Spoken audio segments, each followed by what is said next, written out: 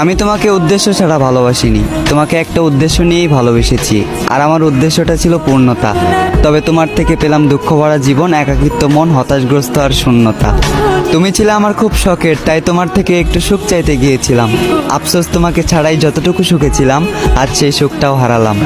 তোমার মনের দুয়ারে এক মুঠো ভালোবাসার আবদার করতে গিয়েছিলাম, তবে তুমি আমাকে তাড়িয়ে দিলে। তুমি হয়তো নিজেও জানো না যে মানুষটা এত ভয়ঙ্করভাবে তোমাকে চাইলো, তুমি সেই মানুষটাকেই হারালে।